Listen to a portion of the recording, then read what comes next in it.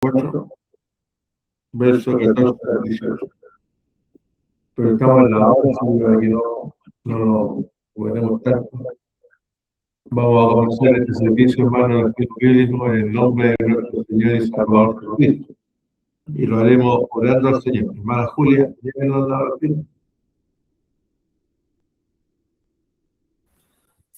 ¿Ahí me escuchan? Sí. Ya.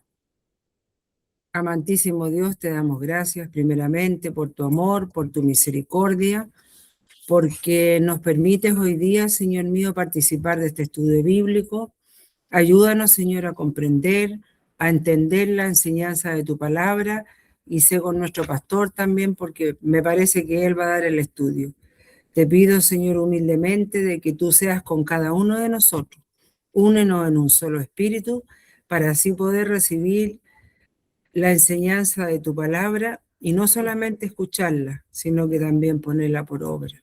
Favor y misericordia que te pedimos, Padre, a través de tu Hijo Jesucristo, nuestro bendito y buen Salvador. Amén. Gloria a Dios, gloria a Dios, gloria a Dios para siempre. Bueno, se lo han unido también, me parece que mi hermana Miriam y mi hermano Humberto también vi que aparecieron en la imagen del computador. Así que un saludo, ¿no? El Señor les bendiga. Gusto verlo. Bueno, la lección la tenemos aquí en Mateo capítulo 24, versículo 14 al 18. Mateo 24, capítulo 24, del verso 14 al 18.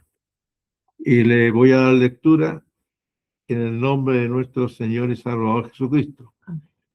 Dice así: y será predicado este evangelio del reino en todo el mundo, para testimonio a todas las naciones, y entonces vendrá el fin.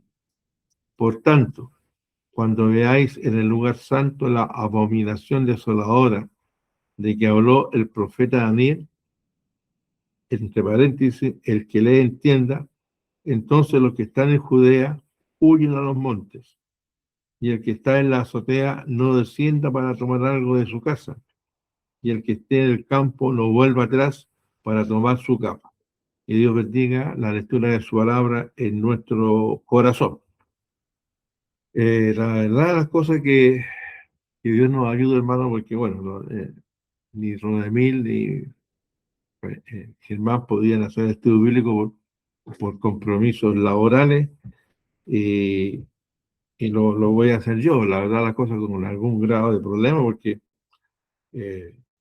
tengo algunas dificultades para leer, pero que Dios nos ayude, hermano. También yo les ruego, tenemos una niña enferma y que la hermana, la chiquitita, la Amelia, hija de Luis, de la Danisa, que está en el hospital ahí, Roberto del Río, para que Dios también la sane, Dios tenga misericordia de ella, como también a todos los enfermos que tenemos, que son varios, hermanos, en estos días de tan bajas temperaturas. Anda mucha gripe, mucho resfrío, así que Dios nos ayude, hermano, y Dios los protege y los guarde, ¿no? Que Dios tenga misericordia. También mañana las hermanas Dorcas se van al retiro que tienen ella de pastor de Dorcas, ahí al congreso de Dorcas en la ciudad de Talcahuano, así que Dios les acompañe, que Dios sea con ellas también, tanto de ida como de vuelta, ¿no? Dios nos ayude, hermano, son problemas difíciles lo que estamos viviendo en este país. Hoy día por ahí estaba viendo que había aviso de una bomba aquí en la Universidad de Santiago. Han habido problemas, pero bueno, estos son los tiempos que nos toca vivir. Ahora, yendo derechamente, hermano, a la enseñanza de la palabra de hoy día, el tema honradamente es difícil y complicado. Yo voy a tratar de alguna forma explicarlo lo mejor que pueda dentro de mi alcance, porque indudablemente que este capítulo tiene varias interpretaciones, y todas las interpretaciones que hay son todas muy plausibles, tienen fundamento, pero están enfocadas de un diferente ángulo, ¿no? Ahí tenemos que hacer distinción entre las distintas formas de interpretación bíblica. No todas las interpretaciones coinciden en algunos puntos, hay diferencias. Pero yo recuerdo siempre a un viejo pastor que un día escribió lo siguiente, que él fue a un seminario en los Estados Unidos, bíblico, y el expositor del seminario habló de que Dios había escogido a los salvados y Dios había escogido a los que se iban a perder. Entonces, el joven le impactó esto y salió fuera del recinto, preocupado. Y al rato salió este viejo pastor y a refrescarse un poquito fuera. Y llega y el joven se le acercó, le dijo, pastor, sabe que estoy preocupado, le dijo, porque según lo que pone el pastor que está haciendo el curso, Dios determinó de antemano los que se van a salvar y los que se van a perder. ¿Y qué pasa si yo le predico a una persona que está destinada a perderse y cree en Jesucristo? Y el viejo lo quedó mirando y dijo, no te preocupes, dijo, no creo que Dios se enoje contigo. Al contrario, te va a felicitar. ¿Ah? Y ahí el joven, el pastor le dijo, mira, que no podemos ser tan, en ciertas cosas determinadas, le dijo, ser tan fijos. La gracia de Dios tiene muchas formas y muchas maneras. Por lo tanto, hermano, traigo a colación este verso o esta historia que es real, porque en esto también hay versiones, hay versiones. Los testigos de Jehová tienen su punto de vista, la gente, los antiguos, la iglesia metodista, la presbiteriana, la luterana, tienen su punto de vista. Los pentecostales tenemos otro punto de vista, pero son interpretaciones que son de uno, son de un grupo, de una forma de pensar. ¿Ah? Pero nosotros tenemos que, en este caso, asumir esto.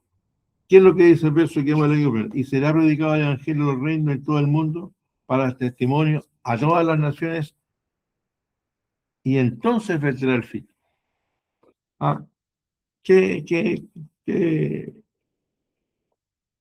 estamos en ese tiempo hoy día, que el evangelio es predicado a todo el mundo. O sea, nosotros hemos tenido en este siglo recién pasado, en el siglo XX, especialmente en los Estados Unidos, grandes predicadores. Pero creo que el primero que usó la televisión como medio de predicación fue Billy Graham, ¿ah? Que él una vez al año iba a un estadio o arrendaba una cadena, la NBC de Estados Unidos, y daban la predicación hacia todo el país. Y después lo transmitían o lo retransmitían a todo el mundo. Yo me acuerdo que la primera vez que yo vi a Billy Graham por televisión en Chile fue por ahí del año 66, 67, que retransmitieron una predicación que había hecho en el estadio más grande que está allá en Nueva York. Lo llenó y hizo una predicación que la iban traduciendo por escrito del inglés al castellano. Posteriormente tenemos al hermano Jimmy Swaggart, que él comenzó primero en los Estados Unidos y después salió el programa a todo el mundo, donde tenía en su momento 500 millones de personas que lo veían. Él pregaba el Evangelio, o sea, hizo campaña, fue a Rusia, que era un país totalmente antagónico con los norteamericanos, pero él fue allá, predicó, la gente lo escuchó y hay un testimonio de un periodista norteamericano que no era del equipo de él, que estaba en un pueblo de Rusia y en un bar estaban viendo la campaña del hermano Jimmy. O sea, él usando ahora le traducen en ruso, al hermano le traducían en ruso en directo, como que era él que estaba hablando. Era otra voz la que iba repitiendo el mensaje, pero en ruso. Y la gente no tomaba, no bebía, lo escuchaban, pero Eso le llamó la atención a este periodista norteamericano e hizo una publicación de que en Rusia Jimmy Swaggart era el programa más visto los días sábados. En Chile también, nosotros lo tuvimos de lunes a sábado, el hermano toda la semana hacía estudio bíblico en la mañana y el día sábado transmitían las campañas. Una vez me acuerdo que hizo una Santa Cena, un día Viernes Santo, directamente de Jerusalén. O sea, el Evangelio en este año, en el siglo recién pasado, fue predicado a todo el mundo a través de los medios de comunicación. Llegó a todas partes, en todos los idiomas. Por lo tanto, lo que aparece aquí en el verso que acabamos de leer, que el Evangelio se ha predicado, el Evangelio en todo el mundo, para testimonio a todas las naciones. En este punto, nuestro, hoy día, el Evangelio de Jesucristo es predicado y ha sido predicado a todas las naciones. No significa que todos se conviertan, no, no. Pero en todas partes se ha predicado y se ha hablado de nuestro Señor y Salvador Jesucristo. O sea, ahí hay una responsabilidad para ese país y hay una responsabilidad para aquellos que lo escucharon. ¿Ah? Entonces, eso es algo maravilloso que, que, que ha sucedido en el siglo recién pasado. De hecho, hermano, si hay algo que hay que reconocerle a los norteamericanos, que han sido un país que ha mandado evangelistas a todo el mundo. Ahí, en los siglos anteriores, hermano, los portadores de la palabra fueron los predicadores alemanes, los belgas, los ingleses, hermano, que ellos llevaron el evangelio a diferentes partes. A los mismos Estados Unidos, ellos fueron predicadores que fueron a predicarle exclusivamente a los indios. ¿Ah? Otros se fueron a predicarle a las ciudades. Y nosotros, los chilenos, somos herencia del trabajo de la iglesia metodista. Los primeros evangelistas, por supuesto, aquí fueron los sacerdotes, los curas católicos que llegaron. Ellos fueron los primeros que trajeron la religión y se la dieron a conocer a los indios que vivían acá, a los indígenas.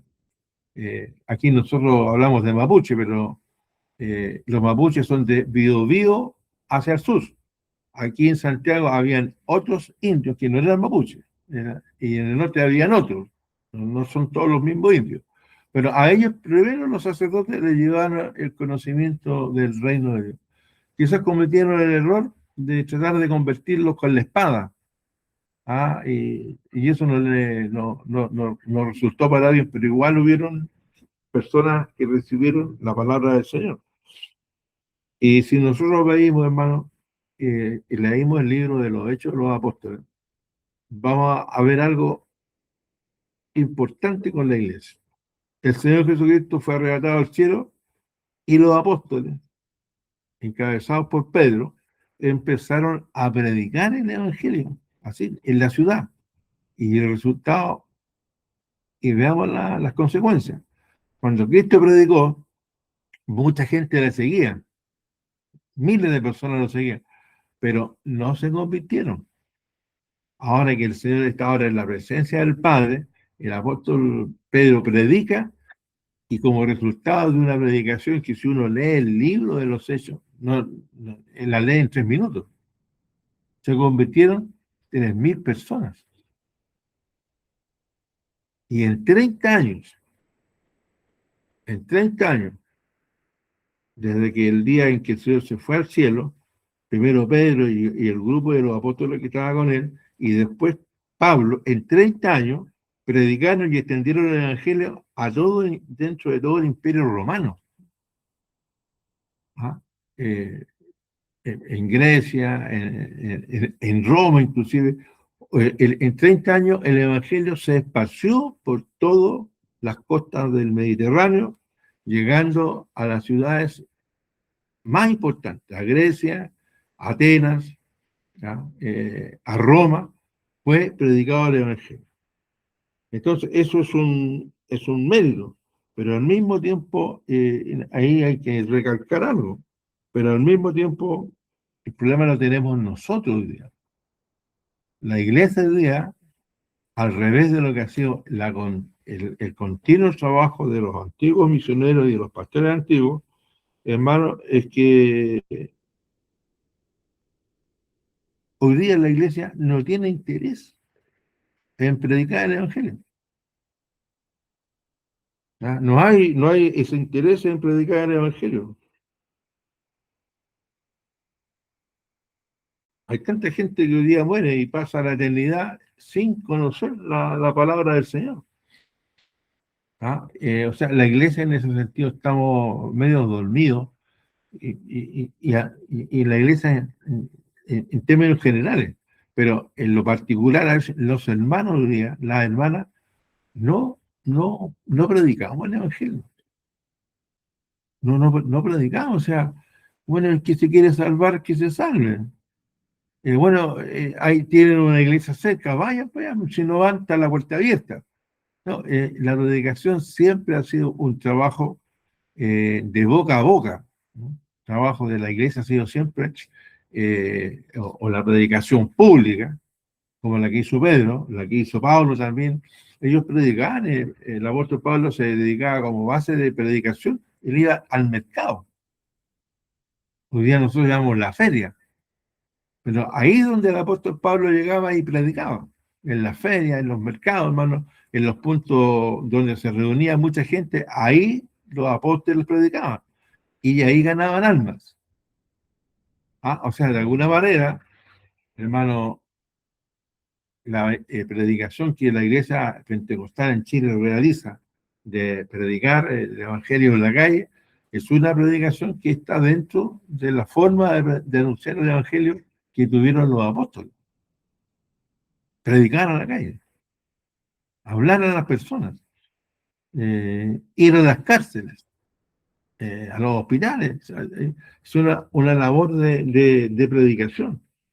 Y antiguamente se nos enseñaba que uno tenía que ser como el peluquero, o sea, hablar de todo, pero siempre al fondo dejar hoy la invitación de hablar de nuestro Señor y Salvador Jesucristo.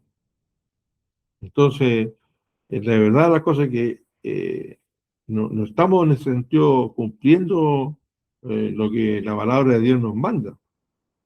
A veces nos frotamos las manos con mucha alegría, oye, porque nuestros hijos están caminando, damos gracias a Dios y lo gozamos cuando un familiar nuestro se convierte. Pero el punto es que no es solamente nuestra familia que se salve.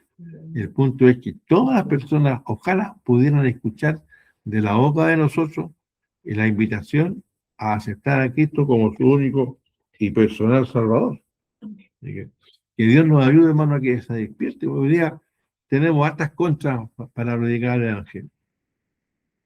El invierno, porque estamos fríos, porque estamos helados, porque sencillamente nos enfermamos con mayor facilidad. En nuestro país, hermano, tenemos este problema de la delincuencia. La verdad, las cosas que andar de noche es un problema. Ahora también en este tiempo, lamentablemente, hermano, ahora tenemos el problema de la confrontación política, que se manifiesta, hermano, en algunos actos que no corresponden. ¿Ah? Entonces, tenemos como temor. El efecto de la pandemia es algo que también ha inmovilizado a la iglesia. Tanto tiempo sin reunirnos, tanto tiempo sin no caminar para la iglesia. También tenemos las rodillas paralizadas, como dice el apóstol, claro, refiriéndose a otra cosa. Y de alguna manera la iglesia está en un proceso de adormecimiento, inactividad, estamos en un proceso vegetativo, estamos ahí. Pero lamentablemente la realidad que vive este mundo, hospitales llenos de enfermos, cárceles que están llenas de peso, delincuencia, todas esas cosas, hermano, que la verdad de las cosas que uno tiene que ver en las calles, a veces da tristeza ver uno que sale a tomar el metro, hermano, en la mañana, yo salí temprano y al médico, gente durmiendo botada en el suelo, De vuelta hoy día, hermano, tuve que salir, volví en la tarde, me encontré chiquillos fumando marihuana en la puerta del colegio que tengo a la puerta de mi casa. La hediondez es terrible, pero ahí estamos, en esta generación estamos en deuda. Y que Dios tenga misericordia de cada uno de nosotros. Que Dios nos ayude, hermano, y el Señor nos guarde, porque este celo de predicar el Evangelio no puede morir, tiene que seguir adelante. O sea, eh, ir a la iglesia, ojalá llevar a alguien, invitar a un familiar, un vecino, alguien que se acerque a la iglesia. ¿Por qué? Porque de esta manera, hermano, estaremos ganando almas para nuestro Señor y Salvador Jesucristo. El verso 15, ¿qué es lo que dice? Por tanto, cuando veáis en el lugar santo la abominación desoladora que habló el profeta Daniel, el que lee entiende. Aquí, indudablemente que es algo,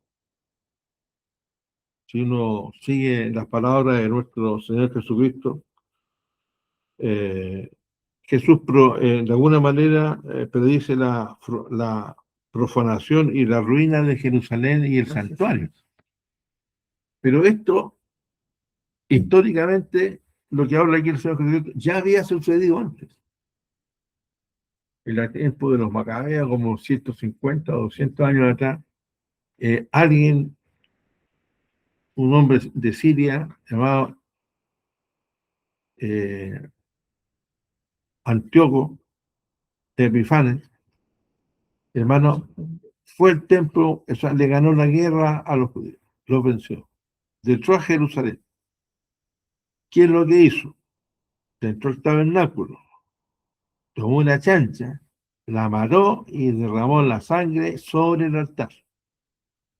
Destruyó el lugar santísimo. Y dentro del templo de Jerusalén había levantado, no era el templo lujoso que había levantado Salomón, ya ese ya había estado en el suelo hace muchos años. Era un templo más sencillo, porque el templo, cuando estaba Jesucristo, lo había levantado Herodes, y ese templo era como el primero, o sea, era una obra arquitectónica maravillosa. Colocó una estatua de un dios griego que era el dios Zeus, la colocó ahí. Eso es una abominación que a los judíos les dolió mucho, les molestó y les dolió, hermano, su orgullo, y de ahí nace la revolución, la revuelta que provocan los cuatro hermanos macabeos. Y el jefe de todo este grupo de macabeos se llamaba Judas. Por eso que el nombre Judas, por más de 200 años, fue un nombre muy popular dentro de los israelitas. O sea, los padres era un orgullo ponerle a un hijo Judas, porque estaban recordando la memoria de un héroe de la historia de ellos. O sea, eh, nosotros los chilenos, o sea, poca gente le pone a su hijo Bernardo en honor a don Bernardo Higgins, o Arturo en honor a Arturo Paz. No, no, claro. Ponemos otros nombres y hoy día, hermano, está de moda colocar nombres extranjeros, que a mí no me gustan porque no corresponden a nuestra realidad. No estoy de acuerdo que o nombres bíblicos o nombres que sean nuestros. ¿Ah? Pero el problema con Judas es que un Judas se traicionó al Señor Jesucristo y de ahí el nombre, hermano, se convirtió en un oprobio. Hoy día ni un papá o una mamá le colocaría Judas a un hijo. Y si alguien lo quisiera hacer, hermano, yo creo que el resto de la familia se opondría. O en el mismo registro civil le dirían, oiga, no aceptamos el nombre. Eh, se convirtió en algo horrible.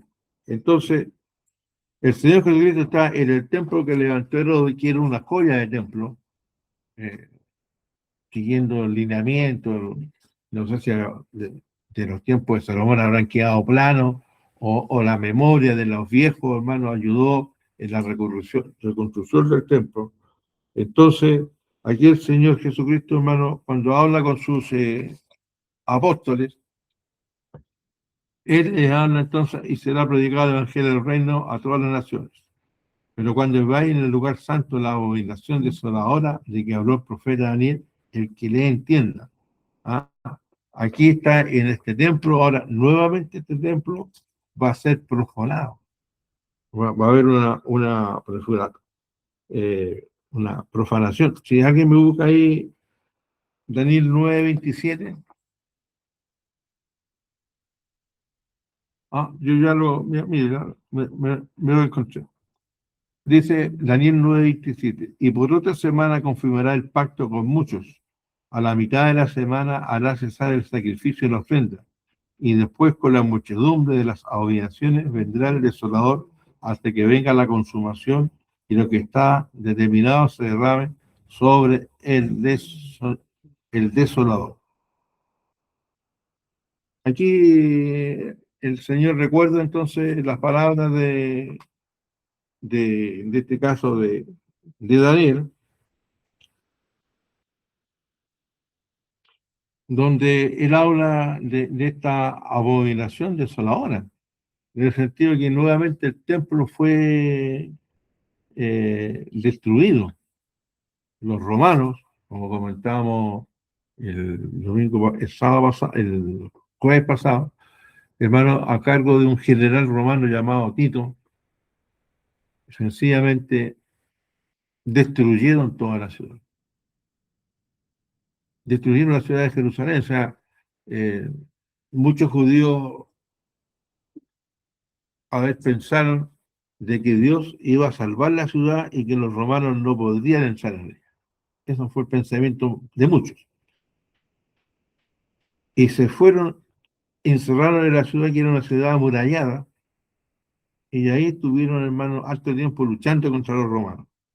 Hasta que llegó un día en que Tito determinó, hermano, Tito era hijo de Vespasiano, era el papá de él, que era emperador romano también, y Tito después también fue emperador. Los romanos tenían como característica un estandarte que decía SPE, que era por el Senado y Pueblo de Roma. Colocaban las iniciales. Pero a la vez llevaban la imagen del César. Entonces, ahí los romanos dentro de la ciudad. Aunque en general Tito hay que reconocer que tuvo la gentileza de decirle a los moradores que el día antes del ataque final, los que quisieran salir de Jerusalén se fueran, que ellos no lo iban a perseguir ni lo iban a encarcelar, podían irse. La ciudad que estaba más cerca era una ciudad como a 11 kilómetros de Jerusalén que se llamaba Perea. Hay opiniones ahí contradictorias si fue a ese lugar que se dirigieron los judíos o sencillamente huyeron hacia los montes. ¿Ah? Pero la opinión generalizada de los historiadores es que fueron a Perea, y la palabra del general romano se respetó, nadie los tocó y nadie los molestó. Ahora, ¿quiénes salieron de ahí? Y esto ya provocó una división absoluta entre el judaísmo y los cristianos, porque lo que salieron ahí fueron los cristianos. Los cristianos salieron de Jerusalén y se fueron y salvaron su vida, hermano, y llegaron a este punto y nadie los molestó, nadie los tocó. Mientras que a los que se quedaron en Jerusalén pensando que Dios los iba a salvar, que Dios no iba a permitir que su ciudad fuera destruida y quemada, y que el templo, por ser un templo de la casa de Dios, Dios lo iba a defender a todos, no fue así. Todos los que se quedaron en Jerusalén, en las murallas y en el templo, todos murieron en un día. La mortandad fue horrorosa. Y como los romanos estaban molestos por la defensa que los judíos habían hecho del templo, sencillamente, hermano, optaron no solamente con matar a la gente, sino quemar todo y destruir el templo. Lo hicieron añicos. Alguien dijo por ahí que la muralla del templo tenían oro y que entre medio de los bloques había oro. A los soldados romanos, hermanos, ¿qué le dijeron? Agarraron los combos, las cosas, y destruyeron la ciudad. Y el templo entero lo destruyeron. La ciudad de Jerusalén, las murallas, todas cayeron. Fue que se convirtió esto en un montón de piedras, que estuvo abandonado por años después. Pero eso ya había sucedido antes. En los tiempos del profeta Daniel, Nabucodonosor había hecho lo mismo. Ya había destruido la ciudad, el templo también lo habían profanado, lo echaron todo. No era algo que sucediera por primera, era como la tercera vez que sucedía igual. Ahora, pero ¿por qué Dios no lo salvó? Es que estaba dentro del plan de Dios, dentro de la mente de Dios, que esto pasara. Y Daniel, el profeta, el vidente, y que los judíos no aceptan a Daniel como profeta. Eso lo hacemos nosotros los protestantes, los evangélicos hoy día le damos a Daniel el título de profeta. Para los judíos Daniel no es profeta, para Daniel, para ellos es un vidente, porque él veía antes que las cosas pasaran. ¿Ah? Entonces el vidente Daniel ya le estaba mostrando lo que iba a suceder. Hay cosas que están dentro de los planes de Dios. Y esa a veces es dentro de esos planes, dentro de la lógica de Dios, dentro del pensamiento de Dios. A veces está en esto, permitir que estas cosas pasen, porque en el fondo se va a cumplir otra parte de lo que está en la mente y en el corazón de Dios. ¿Ah? Entonces hay situaciones que es lo mismo que sucede a veces en la historia de la iglesia. Hay momentos en que Dios salva a sus hijos y hay momentos en que sus hijos mueren. Ya lo veímos en el caso de los apóstoles. Si tomamos como cierta la historia de que Pedro murió en Roma y murió crucificado, de Pablo se dice que por ser romano los judíos respetaron esa ciudadanía y no lo crucificaron, sino que le cortaron la cabeza, pero Dios no salvó a Pablo ni a Pedro de la muerte que les tocó vivir y de otros. ¿Ah? Otras personas murieron quemados. En en los primeros gobiernos de los romanos, hermano, se cuentan, hay una cifra aproximada que hay 170.000 personas que murieron en manos de los romanos. De hecho, hay una catacumba, yo no sé si la Gemina algún día habrá ido para allá, pero es buena para viajar. Esa tumba, hay una parte que se llama Sebastián, que es un hoyo en la tierra, una catacumba que ahí enterraban a los cristianos.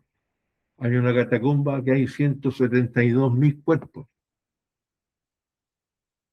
de todos los cristianos que entre el periodo de Nerón, Calígula, Vespasiano, de todos los que hubieron, 170.000 personas que fueron enterradas ahí, en la catacumba. Dios no los salvó a esas personas del fuego, no los salvó de la crucifixión, no las salvó de que se los comieran los leones, ¿no? Dios no hizo nada por ellos.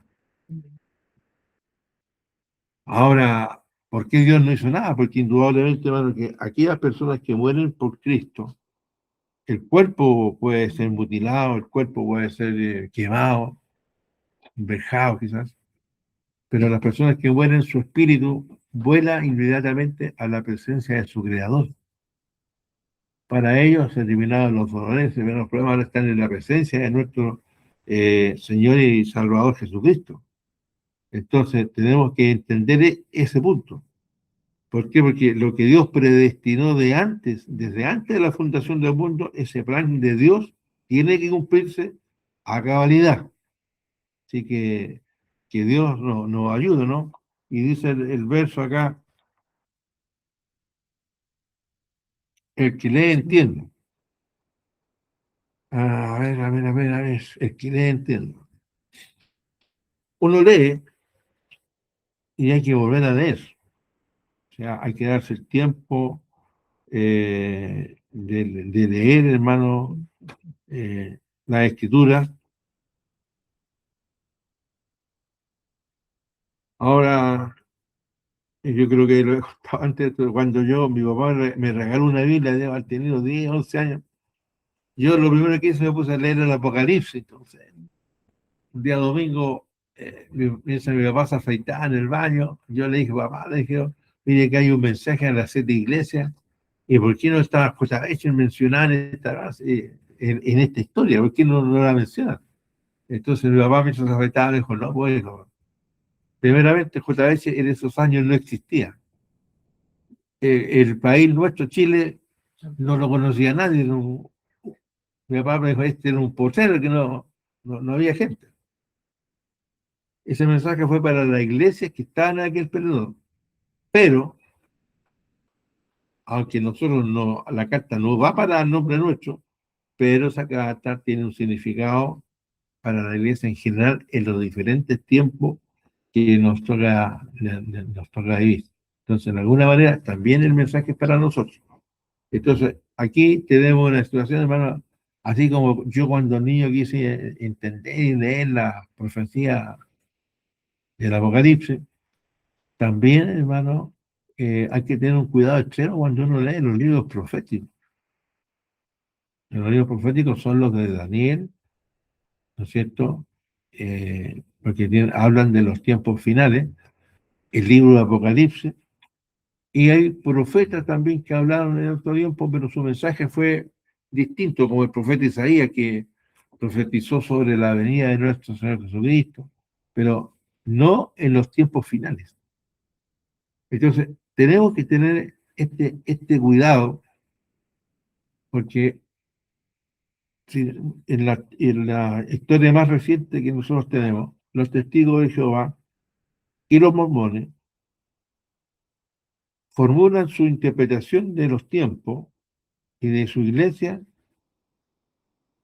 porque un ángel le habló a Joseph Smith y de los testigos de Jehová, y el otro, no recuerdo el nombre del otro personaje, que también le habló. Y un ángel le explicó, le mostró unos rollos, le mostró una asta de oro y todas las cosas que le mostraron. Entonces, el problema está en este sentido, lo que dice la Biblia. La Biblia dice que no creáis a todo espíritu, aunque sea un ángel del cielo, no hay que creer. Entonces, el tomar la Biblia sin una preparación de vida, sin un cierto conocimiento de la palabra del Señor y ponerse a leer las profecías del Antiguo Testamento como las del Nuevo Testamento, hay que tenerlo mucho cuidado. Y también, hermano, ya que aquí hay varios de nosotros que estamos en el púlpito, tampoco podemos convertirlo muchas veces en base de nuestras predicaciones. Puede que ser una parte, puede servir para una predicación, pero tratar de explicar, hermano, algo más profundo es medio complicado, porque podemos cometer errores y llevar a errores a otras personas.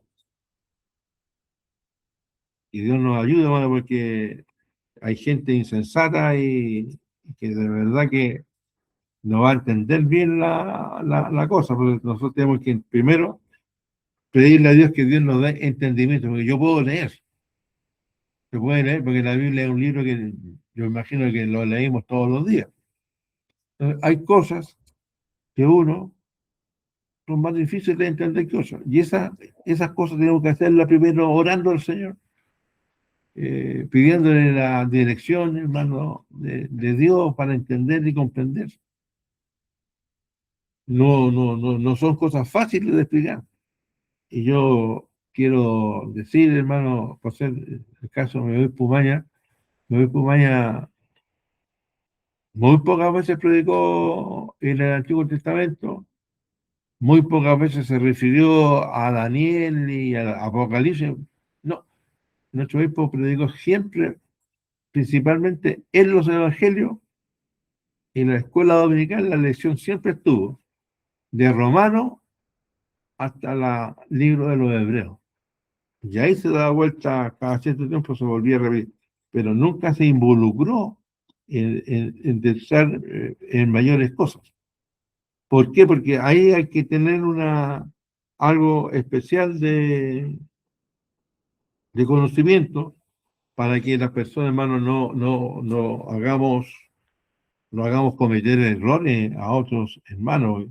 A veces, a veces hay personas, testigos de Jehová, que uno puede conversar con ellos, también con los chiquillos mormones a veces, yo he conversado varias veces, con unas personas se puede conversar y con otras no, eso sucede siempre.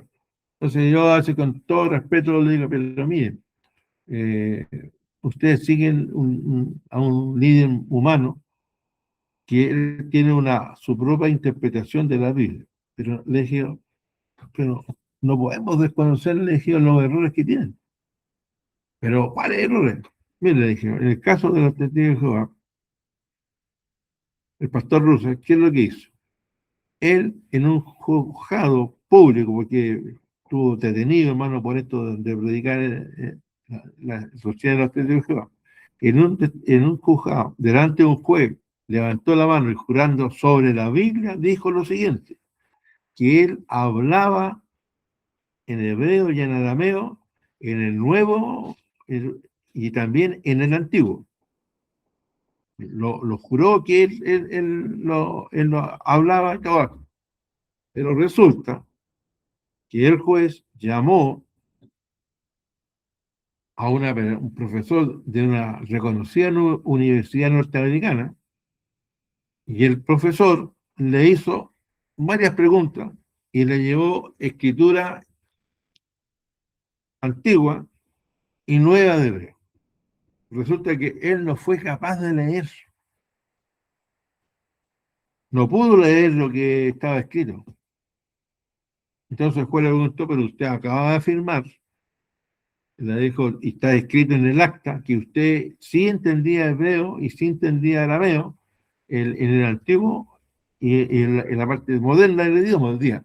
Y resulta que ni lo uno ni lo otro. O sea, en el fondo el juez lo condenó por mentiroso. Entonces la persona con la cual yo estaba conversando me dijo, ¿sabes? Me dijo, eso lo desconocía. Le dije, no lo desconocía porque los seguidores no quieren saber que eso se entienda. Pero usted, le dije, puede recurrir, hoy día tenemos internet,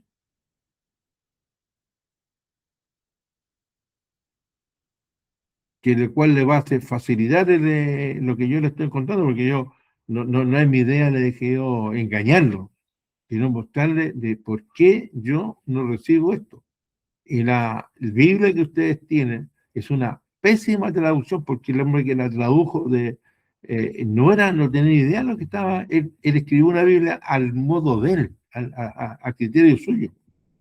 No en base a un conocimiento, no como nosotros la Biblia nuestra, la sociedad bíblica, tiene expertos en lingüística, tiene fragmentos de los rollos del segundo siglo, que todavía los guardan en una bóveda en Suiza. Ciertas personas las pueden leer, los estudiosos pueden usar esto y gastan millones cuidándolo. Pero en el caso de ustedes no es así. Y no es mi idea de que yo engañarlo, porque entonces no me estaría burlando de usted. Y no es para eso. No, me dijo, la verdad, las cosas que no lo sabía. No, dije eso. Averigüe, puede ir a la biblioteca de Registro Nacional y ahí pedir un libro histórico y se lo voy a mostrar, y lo puede leer. Porque tampoco uno va a andar engañando, hermano, la buena fe de las personas, porque hay personas que han creído de buena fe. Aquí nosotros de buena familia, que fue nuestro testigo de Jehová, que fue la familia de nuestro hermano Salvador Núñez. Salvador Núñez se estaba muriendo, y la Biblia, según ellos, no puede la persona recibir sangre, no puede comer sangre. No se basa en eso. Entonces, un día el hermano René Espinosa habló con mi mamá y dijo, ¿sabes? Mi pastor, le tengo un problema, y le contó del amigo que estaba enfermo en la condición. Le dijo, mira, llévalo, le dijo, anda a verlo al hospital, y mi mamá le dijo, mira, habla de esto, este punto. Cristo dio su sangre por nosotros. Y habla de que la sangre de Cristo tiene poder. Y que la sangre de Cristo lo puede sanar.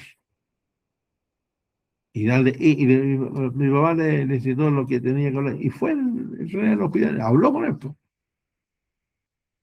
Y si el Salvador le dijo, ahí el Salvador recibió lo que el hermano René le dijo. ¿Y sabe lo que hizo René Espinosa? Que era un acto de fe, y dio un vaso con agua. Y no un vaso chico, sino un vaso grande. el hermano Salvador no podía tomar agua, tenía pésimo. Ya le dijo, mire, si usted es sincero en su confesión y cree que Jesucristo murió por sus pecados y sus faltas y que la sangre de Cristo lo lava y lo limpia de todo pecado, tómese este vaso de agua en el nombre de Jesús y se va a sanar. Estaba presente la señora, que se fueron de espalda, no, usted lo va a matar con esto. No, usted no lo voy a matar. Y el Salvador se tomó el agua y resulta que se sanó. Al otro día lo dieron de alta y llegó a la casa. Bueno, de los que están aquí, ninguno estuvo presente ese día que el Salvador Juno, el Salvador Núñez llegó a la iglesia, trajo a toda la familia, arrendó una micro ahí donde él vivía, ahí en Mapocho, arrendó una micro y llegó como con 30 familiares cuando nosotros estábamos ahí en la clase de la gaviota, día domingo. Llegó a dar gracias a Dios. Se convirtió él, se convirtió la señora, la hija, también la hermana, el cuñado, se convirtieron varias familias y siguieron caminando con nosotros. Dios lo y siguió caminando el hermano. Entonces, que Dios nos ayude, hermano, y el Señor nos guarde, porque de verdad las cosas que hay que tener un cuidado de repente en este mundo. Entonces dice, entonces los que están en Judea huyan a los montes, y los que estén en la azotea no desciendan para tomar algo de su casa, y el que esté en el campo no vuelva atrás para tomar su cama. Hermano, cuando hay persecución, la ha habido durante estos 2000 años de historia del Evangelio, ha habido persecución entre los cristianos. Cuando viene este personaje histórico de los árabes, Mahoma, hermano, que trajo una nueva religión que se llama, cuyo Dios es Alá, él mató a miles de cristianos, mató a miles. Y la única forma de salvar la vida era renunciar al cristianismo y negar que Jesucristo era el Hijo de Dios y aceptar a Mahoma como su Dios. Muchos lamentablemente lo hicieron. Y durante 200 años, 300 años, Mahoma los seguidores de Mahoma hicieron la guerra. De hecho, atacaron a Europa. Ellos se tomaron parte de España y levantaron ahí, no en Madrid, pero en Andalucía, levantaron templos mahometanos y todas las partes, hermano, y de hecho le declararon la guerra a los cristianos por más de 200 años. Y ahí es donde nace la historia de Rodrigo Díaz de Vivar, que él se dedicó como buen cristiano, buen católico, a luchar contra los mahometanos y hacer la guerra hasta vencerlos. Y tuvieron los seguidores de Mahoma tuvieron que huir hasta de vuelta a su tierra. Pero quedó una huella, quedó una huella en la construcción. Los mahometanos hicieron aporte a la medicina, a la educación, en ciudades como Córdoba, Andalucía, levantaron cosas, construcciones.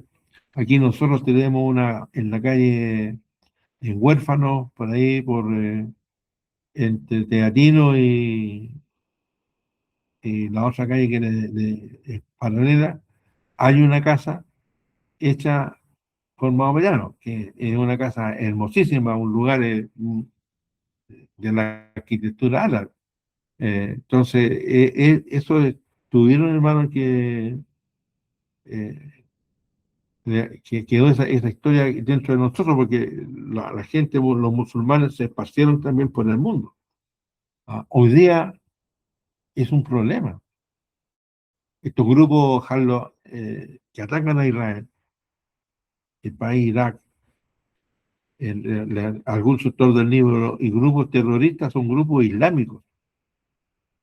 Atacan a Israel por la cuestión, no solamente por un odio que los romanos, los judíos le quitaron la tierra, no, eso no es cierto.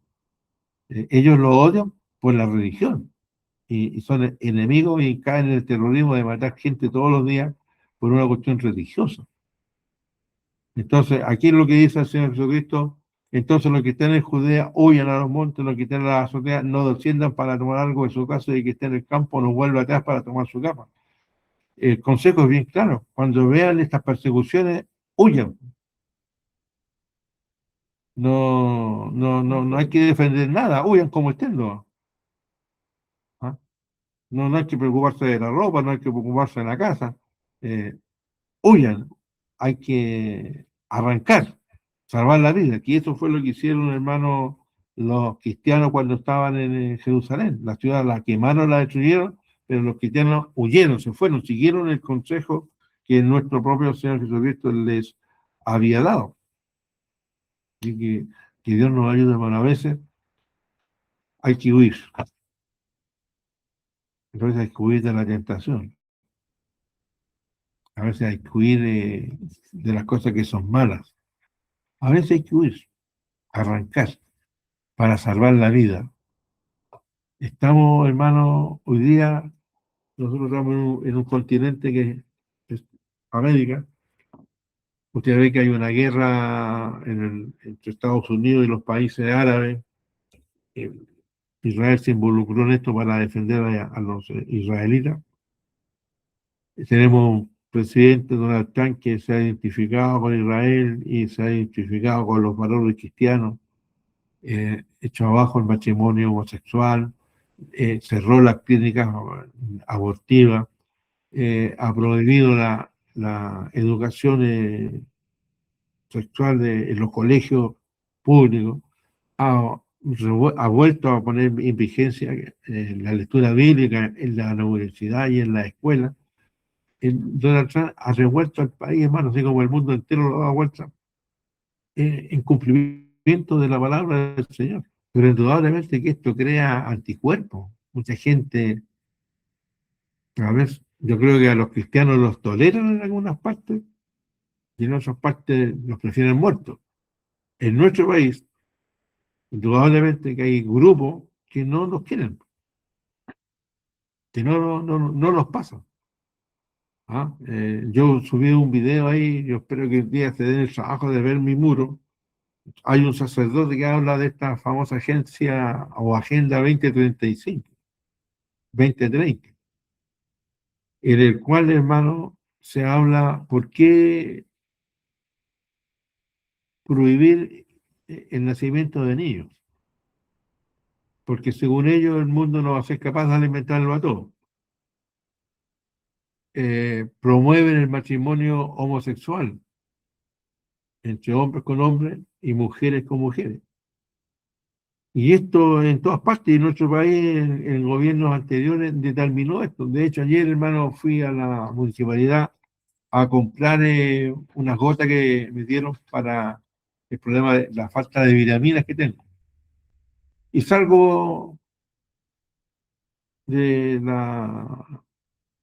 la farmacia popular, que es la que está en la universidad, y atravieso y paso por la oficina del registro civil. Y ahí estaban una pareja que recién se habían casado sacándose fotos, y eran dos hombres.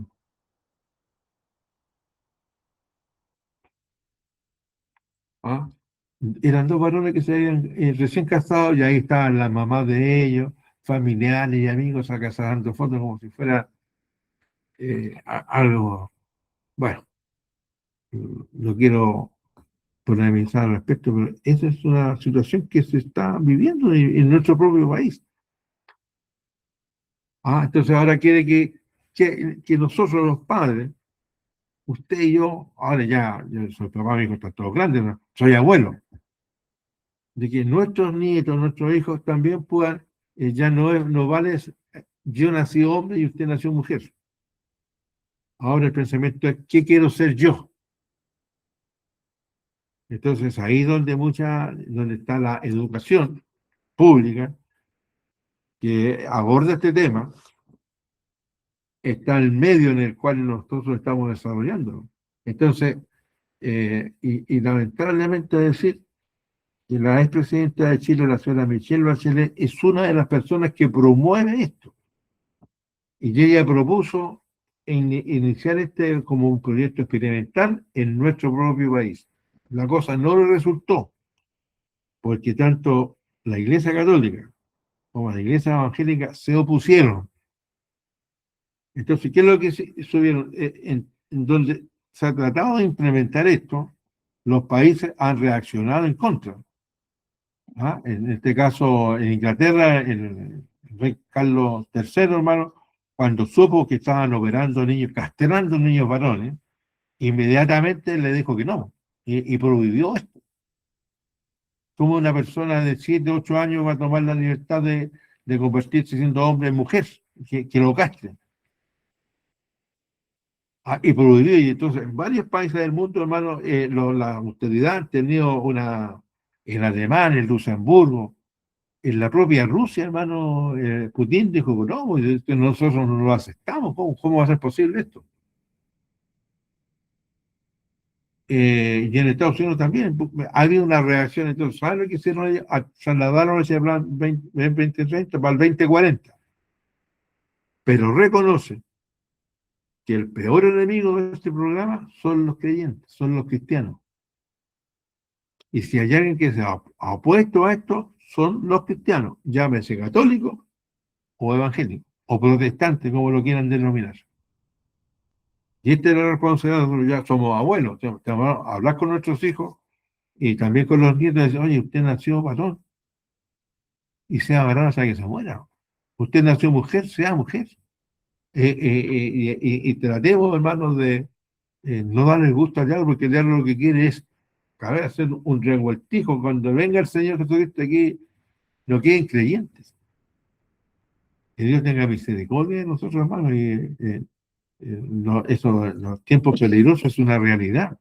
La inmoralidad, hermano, la deshonestidad, duele, molesta.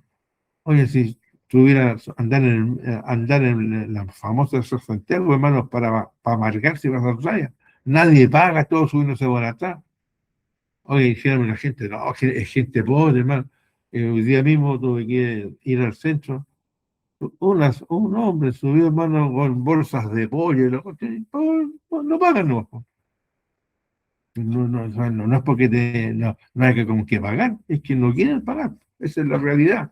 O sea, esa es a ver, hoy día, lo deshonesto de las personas.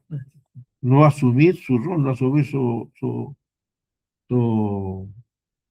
responsabilidad en las cosas. Mire, yo con esto del CAE que están quitando de la pata a gente que no pagó la deuda. Yo hablaba con mis hijos, entonces mis hijos me contaban, bueno, ellos, por la edad, ellos tuvieron otro sistema de préstamo. Pero yo me alegro, hermano, y me alegré mucho hace 3 años, hasta 4 años atrás, mi hijo David me avisó, papá, me dijo, pagué la cuenta que te di, porque lo habían ayudado a la universidad, pagué la deuda, me dijo, estoy al día, estoy saldado. Hablé con mis hijos también, no, ninguno de ellos estudió con el famoso CAE, sino con un préstamo que hay, que están bien, han asumido su responsabilidad. Y eso es lo que cada uno de nosotros debemos asumir, nuestra responsabilidad como padres, como creyentes. Hermano, a veces yo creo que nadie quiere quedar mal, hermano, no, todos queremos ser como dulce, pura dulzura, no, no. A veces la vida no es tanta dulzura, yo creo que como padres, como abuelos, tenemos que asumir nuestra responsabilidad y también como pastor, de que estos temas hay que tocarlos. El diablo no quiere que nazcan más hijos y que sacan la cuenta, hay que criar un hijo, salen como 600, 800.000 pesos que hay que llevarlos a la cuna, entonces, ¿y esa plata de dónde sale? No, que el Estado los pague los gastos de los hijos. Hermano, el papá tuyo y usted mismo, hermano, los gastos los asume usted. A nuestros padres nunca el Estado le dio, salvo el beneficio del familiar. Pero hoy día no, que me paguen el traslado al colegio, que me paguen esto, que todo lo quieren que se lo den. Entonces, estamos en tiempos malos, hermano, porque por eso que los colegios públicos, mire, yo la otra vez le dije, hermano, si usted va a mandar a un hijo suyo a un colegio público, lean los textos escolares. ¿Qué y se va a encontrar con libros ahí, hermano, que tienen más valor en un tarro de basura.